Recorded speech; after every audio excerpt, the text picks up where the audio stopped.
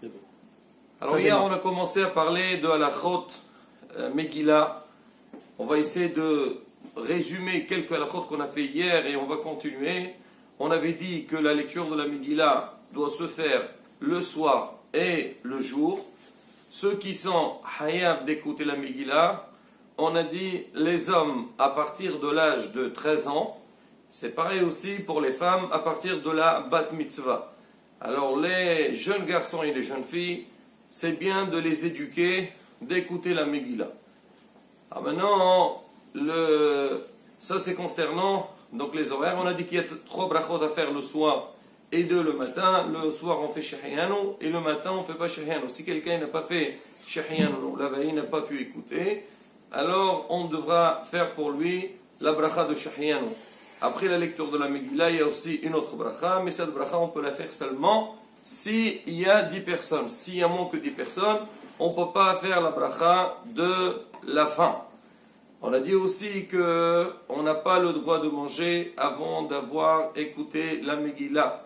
Même que la veille de Purim, c'est un jour de jeûne, on doit attendre la lecture de la Megillah, après manger.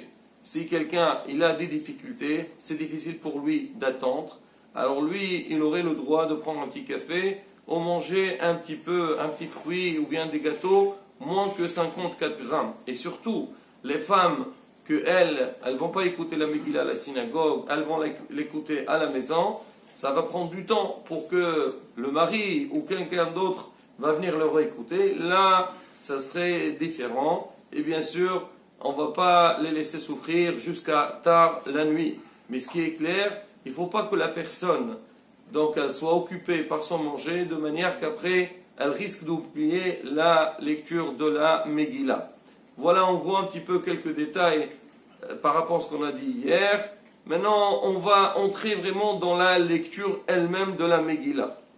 Alors, pour qui c'est qui doit lire la Megillah, on dit seulement celui qui est concerné par la lecture de la Megillah qui peut acquitter les autres. Quelqu'un qui n'est pas concerné ne peut pas acquitter les autres. Je prends un exemple très simple. Un enfant, si vous avez un enfant qui étudie dans une école ou dans une yeshiva où on leur apprend la lecture de la Megillah, et personnellement, je pousse énormément aux parents et aussi aux enseignants de mettre dans le programme des écoles la lecture de la Megillah, c'est très très très important. Des fois, alors allez, on peut se trouver dans une communauté où il n'y a pas, on se trouve dans un endroit où des personnes, ils sont des familles en déplacement, ils n'ont pas quelqu'un pour leur lire. Mais bien sûr, on a dit que l'enfant, il faut qu'il ait déjà bar mitzvah. Je me rappelle, une fois, il y avait un enfant, une classe, on avait donc demandé aux élèves de préparer, et bien sûr, ce n'était pas du tout évident. Et son père, il lui a dit, écoute mon fils, si jamais tu prépares la Megillah, je te donnerai une somme d'argent. Voilà, pour l'encourager. L'enfant, ça l'a beaucoup motivé, et il a préparé. Le lendemain de Purim, il m'a dit, papa, il m'a donné tant, mais je suis sorti, Berchosh Gadol, j'ai gagné beaucoup d'argent. J'ai dit pourquoi? Il m'a dit, ben écoutez, c'est simple, parce qu'il y a mamie, elle voulait que je lui lise la Megillah, je suis parti lui lire, elle m'a donné un billet, je suis parti chez tonton, chez les cousins, chez les voisins, tout le monde m'a donné, ça m'a fait vraiment une grande richesse. Jour de Purim, bien sûr, il faut pas, c'est pas pour dire qu'il faut gagner de l'argent, mais pour dire que quand on encourage quelqu'un, il ne peut pas savoir le bien ça lui fait sur le champ et le bien que ça pourrait rapporter plus tard. Alors maintenant, donc on a dit, si on a affaire avec un enfant blé ainara, moins que la bar mitzvah, qui connaît très très très bien sa Megillah, il ne pourra pas lire pour les autres, parce que lui-même, donc il n'est pas à l'âge de hiyou d'écouter la Megillah, seulement par quelqu'un qui est hayab. Alors maintenant, au niveau de la lecture elle-même, alors on sait que la Megillah doit se lire sur un parchemin comme un Sefer Torah, et on dit que la Megillah elle s'appelle Egeret. Egeret c'est quoi? Egeret comme une lettre. Alors maintenant, au niveau des halachot, c'est vrai qu'il y a des halachot concernant l'écriture de la Megillah et concernant donc la kashrut de la Megillah. Mais les halachot concernant la Megillah sont beaucoup plus souples que ceux du Sefer Torah. À la base, il faut avoir une Megillah qui est kshera, et même c'est marqué chaque Baal Koré, toute personne qui va lire la Megillah, il doit veiller que sa Megillah soit cachère pour la lecture de Purim. Maintenant, c'est quoi le din?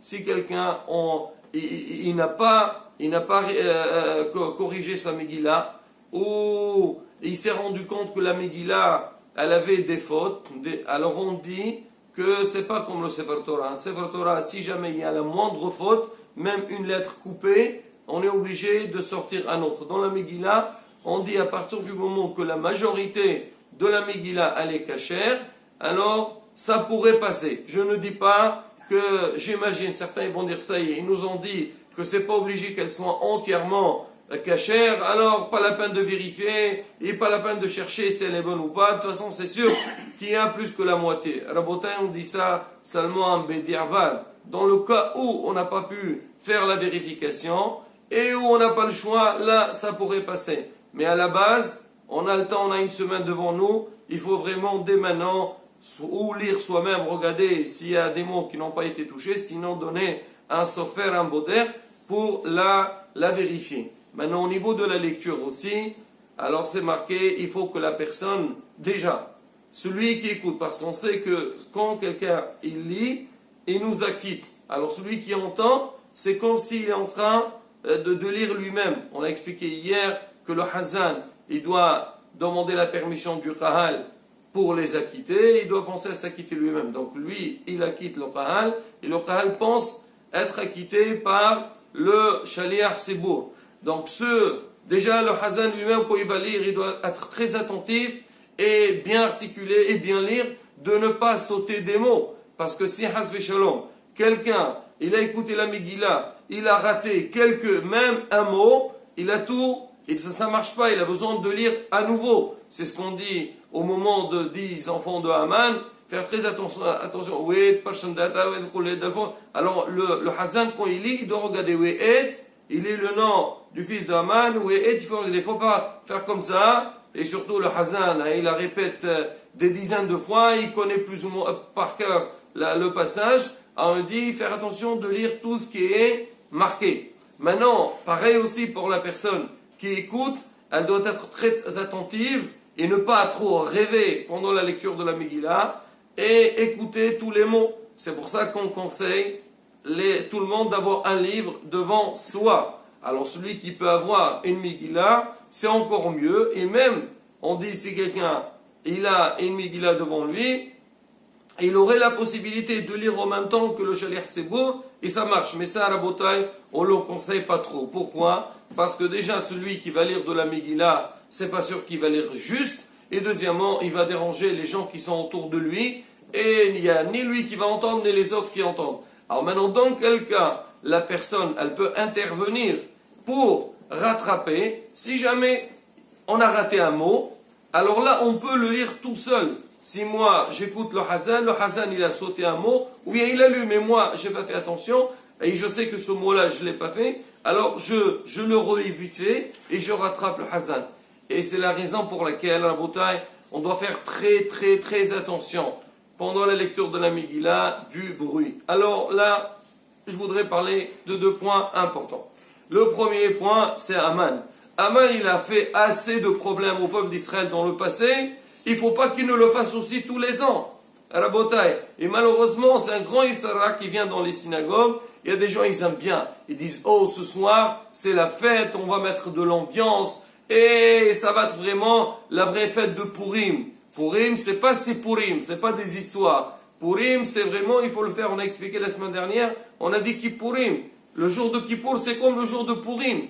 Alors maintenant, souvent dans les synagogues, alors quand Haman il arrive, et on lui donne sur la tête. C'est vrai, c'est marqué quand Haman, ou bien quand on dit Amalek, il faut taper avec les pieds et faire montrer qu'on veut exterminer Haman, exterminer Amalek, mais pas au point de mettre donc la pagaille à la synagogue, et on ne sait plus. Et beaucoup de fois, il y a des gens qui se chauffent pendant la lecture de la Megillah, ils commencent à taper, surtout les gens ils viennent déguisés. Donc c'est vrai, c'est la fête, mais ils oublient complètement la lecture de la Megillah. Rabotai, non. Le Ben Ish Chai, il donne un très bon conseil. Il a dit, voilà, vous voulez taper Haman, alors vous avez le premier Haman, tapez-le, et le dernier Haman. Après, il y a aussi les 10 enfants de Haman aussi, ils méritent qu'ils reçoivent sur la tête, il n'y a pas de souci. Mais une fois, cela ça suffit. Maintenant, vous voulez taper Haman, faites-le après la prière. Après la prière, faites ce que vous voulez, mais bien sûr, faites attention avec les voisins et les gens qui sont à l'extérieur. Il y a un minhag, c'est que la veille de Purim, alors on brûlait Haman. On faisait la photo de Haman, c'est marqué, on le sortait, donc, Birho Ba'ir, et on sortait Haman et on le brûlait tout. Bon, encore, c'est un autre anien pour montrer qu'il y a une mitzvah de souvenir d'exterminer Haman. Mais à Rabotai, pendant la lecture de la Megillah, il faut être très très vigilant et ne rater aucun mot. Maintenant, dans le cas où on a raté un mot, on a la possibilité de se rattraper en lisant, même si je lis dans un livre et non pas dans une Megillah. Ça, c'est le premier point. Deuxième point, Rabotai, le bruit dans les synagogues, surtout. Purim aussi, c'est la fête des enfants. Alors, beaucoup de fois, on voit des parents qui arrivent avec leurs enfants. Et là, les enfants, ils traînent de partout. Et surtout, ils viennent avec, donc, chacun avec ses jouets. Et ça fait beaucoup de bruit. Là, il faut faire très attention. On a parlé hier pour les femmes. Donc, c'est pareil. Alors, si une dame, elle va venir à la synagogue, elle ne peut pas écouter à la maison, mais elle va venir avec ses enfants. Et pendant la lecture de la Megillah, elle sait que ses enfants, ils ne peuvent pas rester calmes. Et ça va faire leur haleinu. Elle va pas être acquittée. Et aussi, ceux qui sont avec elle ne vont pas être acquittés. Parce que les enfants, alors quand ils traînent, ou ils crient, ou ils pleurent, ils ne comprennent rien. Et ce n'est pas de leur faute. Alors maintenant, il faut être hacham, anticipé depuis le début. On a posé la question à on lui a dit, est-ce qu'il est préférable qu'une femme vienne écouter la Megillah à la synagogue ou qu'on lui lise à la maison? Il a répondu, c'est clair et net, il est préférable qu'on lui lise à la maison. Pourquoi? Parce que déjà la maison, elle va être plus tranquille. Et en plus, elle ne va pas trop se fatiguer. Quand on vient à la synagogue, c'est tout un programme. Mais là, si elle peut le faire à la maison, ou des fois ça arrive, c'est que dans l'immeuble, ils font une lecture collective pour toutes les femmes. Elles s'organisent, les femmes, les voisines entre elles. Ça rabote sur le top. Dans un cas pareil, on est sûr et certain qu'on a écouté la Megillah depuis le début jusqu'à la fin. Il y a moins de fatigue et moins de perturbation. Dans le cas où la femme n'a pas le choix, c'est pas donné à tout le monde et elle est obligée de venir à la synagogue, il faut prévoir. Si on est dans une synagogue où on a une place pour mettre tous les enfants, on les laisse là-bas jouer, s'amuser, bien sûr, sous la surveillance d'un adulte. Là, la bataille, c'est le top. Alors les femmes, elles sont dans Hazarat Nashim, elles écoutent attentivement la Megillah, les enfants, ils ne sont pas étouffés, ils s'amusent et jouent, tant mieux. Mais si on sait que si on va venir dans une synagogue, et là-bas il y a trop de bruit, on n'entend pas bien, Rabotai, pratiquement, comme on dit, ça sera l'obécedo, donc il faut faire attention. Encore un détail par rapport à ça, alors surtout le soir. Des fois, les gens, Ashrechem Israël, les gens ils font tout pour faire les mitzvot. Et en général, on essaie de lire la Megillah à la sortie des étoiles, surtout il y a un jeûne, donc la veille, et la Megillah, ça prend quand même du temps, alors on essaie de la démarrer à la sortie des étoiles. Et les gens ils travaillent, ils essaient de venir pour écouter la Megillah. Mais ça arrive beaucoup de fois, vous avez démarré la Megillah, vous voyez des gens arriver qui entrent à la synagogue. Rabotai, les gens qui ont raté, même, on a dit un mot de la Megillah, c'est pas bon. Alors si tu arrives à la synagogue et ils ont déjà démarré, il faut que tu t'organises, que après la lecture de la Megillah, tu trouves un autre endroit pour quelqu'un te lise. Parce que tu as raté le début, c'est pas bon. Donc ça aussi, Rabotai, on doit faire attention. Ça, c'est pareil aussi pour le lendemain. Alors il ne faut pas traîner, il faut programmer son temps de lire, d'écouter toute la Megillah. Un autre point concernant la lecture de la Megillah, on dit que la lecture de la Megillah, on n'est pas marpid, on n'est pas méticuleux comme la lecture de la Torah. Alors certains, même dans certaines communautés, ils lisent la Megillah sans teramim. Ils disent pourquoi? Parce que c'est comme une guerre, c'est comme une lettre, alors on la lit rapidement. Mais cet avis n'est pas confirmé par tout le monde. Si on est dans une communauté qui dit comme ça, on ne va pas imposer. Mais sinon, si on a un choix, bien sûr, il faut que le Baal Koré Donc, fasse attention, il lise avec les termim. Mais c'est vrai, s'il fait des fautes de termim, il ne faut pas trop en tenir compte ou lui casser les pieds, parce que des fois, vous avez dans des synagogues, Shabbat, il fait une faute, c'est toute la synagogue qui monte dessus. Des fois, c'est bien comme ça, on sait qu'on ne rigole pas avec la Torah, mais des fois, il ne faut pas faire des problèmes à la synagogue pour un Raviya ou un Shinigirishi. Alors, dans la lecture de la Megillah, on dit, on n'est pas trop méticuleux, pointilleux sur les taramim. Alors, dans la lecture aussi, on dit des fois, il y a comme il rapporte Sha'arouk, il dit Hayehudim, Hayehudim, ça a le même sens, ça ne dérange pas. Mais si jamais on a affaire avec un changement de sens, par exemple, Nofel, Nafal, Ahmad, Ahmed, là, ça c'est des petits exemples, là c'est sûr que c'est pas bon. Si le Hazan il s'est trompé, il faut le faire, répéter, le corriger et il doit lire à nouveau. S'il n'a pas corrigé, c'est pas bon. Rabotai, ça fait que comme si, Hasvi Shalom, on n'a pas écouté. Il y a des fois aussi, les mots eux-mêmes. Par exemple, vous entendez les gens commencer la Megillah, et Hamolech. Hamolech et Hamolech, c'est pas du tout la même chose. Hamolech, c'était une Avodazara. Hamolech, c'est celui qui a gouverné.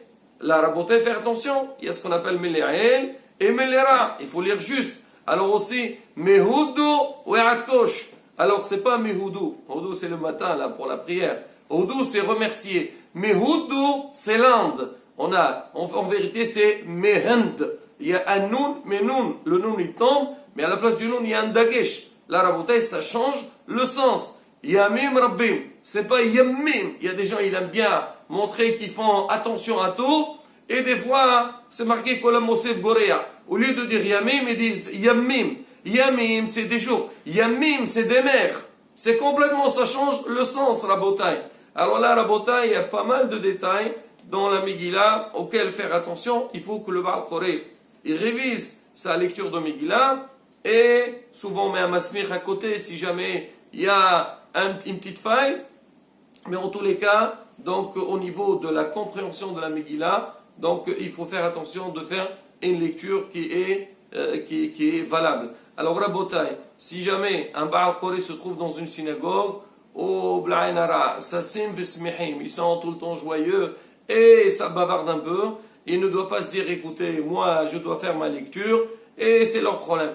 Alors bon, il tape à man, il aime bien, ils ont l'habitude de taper, ne commence pas, ne fais pas la suite tout le temps que tu n'es pas sûr qu'il n'y a plus de bruit. Parce que s'il y a du bruit à la synagogue, les gens ils s'entendent pas bien. La Rabotai, comme on a dit, ça peut, Hasbi Shalom, donc nous porter préjudice. Voilà en gros Rabotai, au niveau de la lecture de la Megillah. Bezrat Hashem, on essaiera dans la suite de faire d'autres sujets concernant donc le jour de Purim.